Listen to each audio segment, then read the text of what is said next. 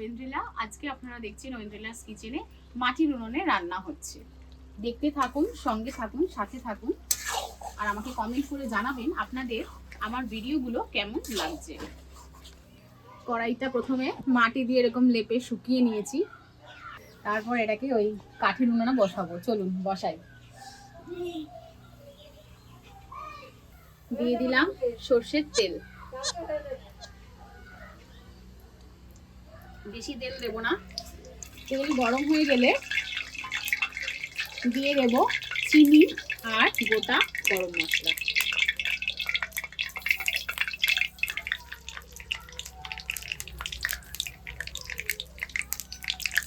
চিনিটা দিলাম কালারের জন্য, আর গোটা গরম মশলা ভালো করে দিয়ে তেলের মধ্যে নাড়াচাড়া করব। ফ্লেভারটা বেরিয়ে আসলে দিয়ে দেব তেজপাতা।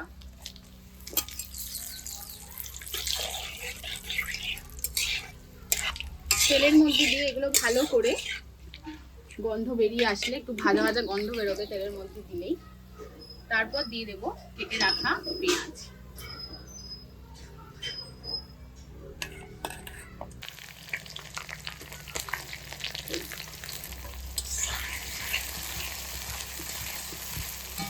দিয়ে সঙ্গে সঙ্গেই নাড়বো।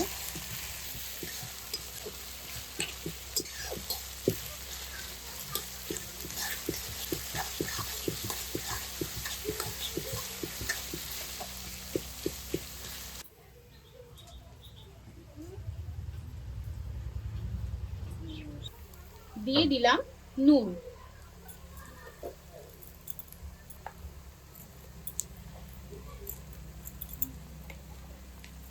একেবারেই নুনটা দেব, এখনই দিলে কি হবে, পেঁয়াজটা তাড়াতাড়ি সেদ্ধ হয়ে যাবে। এরপর দেব আদা বাটা, দেব রসুন বাটা,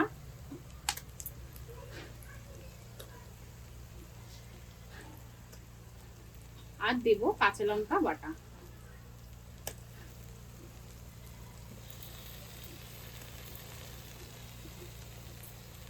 দিয়ে আবার ভালো করে নাড়াচাড়া দেব।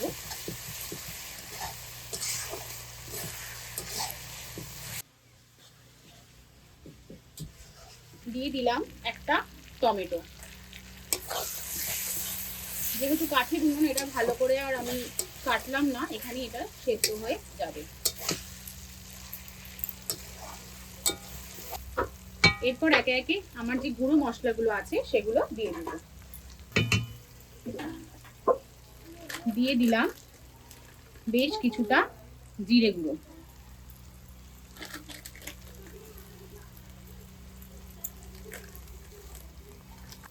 দিয়ে দিলাম লাল মির্চি পাউডার। দিয়ে আবারও ভালো করে নাড়াচাড়া করব। খেয়াল রাখতে হবে যেন মশলা কড়াইতে না লেগে যায়। দেখুন টমেটোটাও সেদ্ধ হয়ে গেছে।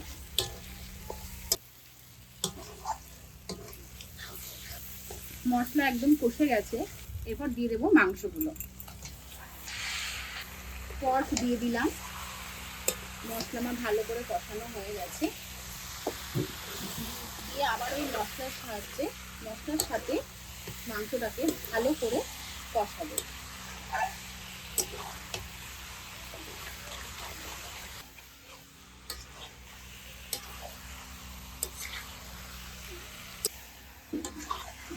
আগে আপনারা হলুদ দেবেন না, মোটামুটি এটা কষে আসলে তারপরে দেবো আমরা হলুদ দিয়ে।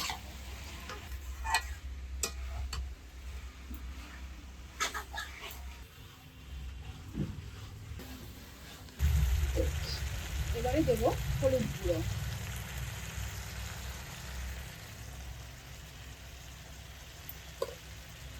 লাইফের ফার্স্ট টাইম উনুনে রান্না করছি, কিছু ভুল হলে ক্ষমা করে দেবেন।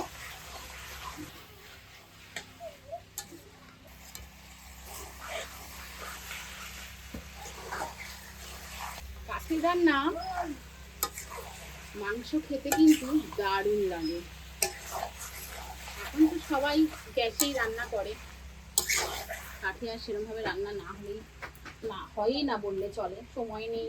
তার থেকে একটা কথা কি জানেন তো, কাঠের রান্নায় কিন্তু তাড়াতাড়ি রান্না হয়।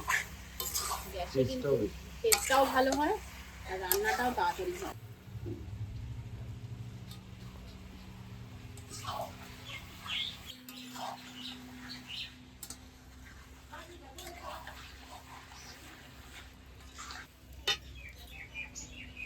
কষানোর সময় একদমই জল দিইনি, তেল বেরিয়ে আসবে সম্পূর্ণ মাংস থেকে। যেখানে এখন আমি আছি প্রচন্ড ঠান্ডা, কাঠে রান্না করতে ওর জন্য ভালো লাগছে। গরমকালে কিন্তু একদম প্রচন্ড গরম হয়ে যায়, এই উনুনের সামনেটা আর রান্না করা যায় না।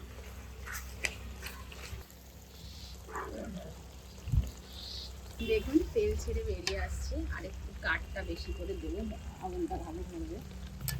একদম অল্প হয়ে এসেছে দেখো, তার মানে মাংসটা কষানো হয়ে গেছে আর তেলও বেরিয়ে এসছে। তেল বেরিয়ে আসছে, মোটামুটি আমার মাংস কষানো রেডি।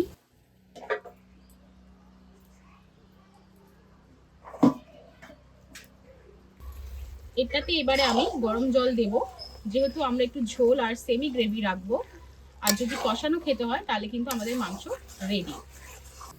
এবারে ঢেলে দেব গরম জল।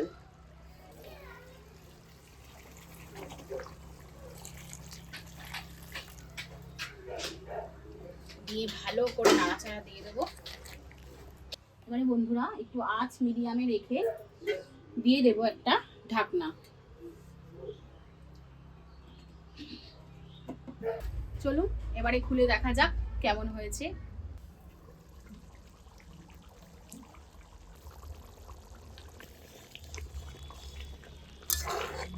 দেখুন সিদ্ধ হয়ে গেছে, গলে গেছে।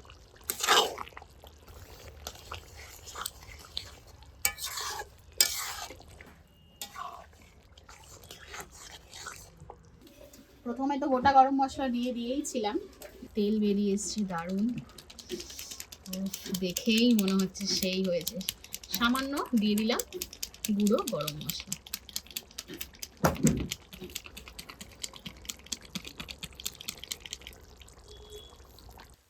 আবারও অল্প একটু এটাকে ঢেকে রেখে দেবো, যাতে সবার সাথে সবকিছু মিক্সড হয়ে যায়।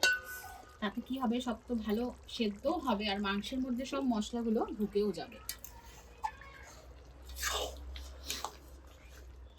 চলুন রান্না এবার শেষ, দেখা হচ্ছে অন্য কোনো ব্লগে অন্য কোনো রেসিপি নিয়ে। ততদিনে ভালো থাকবেন, সুস্থ থাকবেন।